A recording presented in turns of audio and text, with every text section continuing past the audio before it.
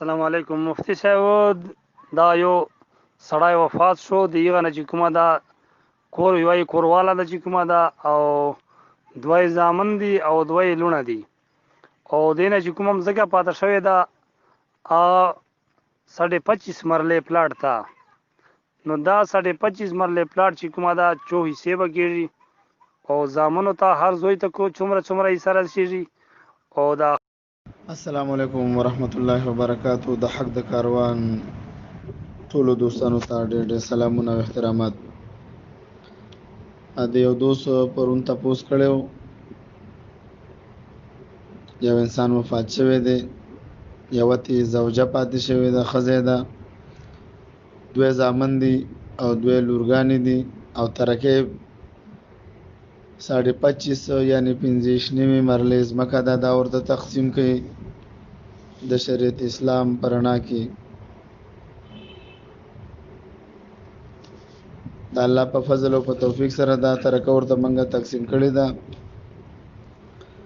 د ښځې دوه حالات دي، سمن او ربع.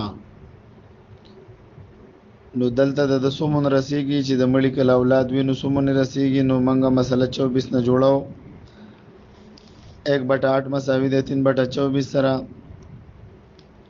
نو 25.5 مرلې دي. نو دنه منګه فوټونه جوړاو چې دا آسان انداز سره حل شي او مرګري هم په پوي شي.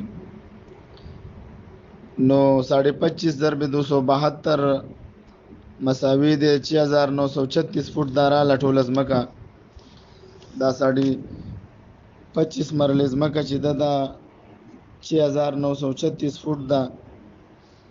په 6936 فوټو کې د ښځې ورسېدله 867 فوټ، 880 فوټه زمکه دای د ښځې ورسېدله.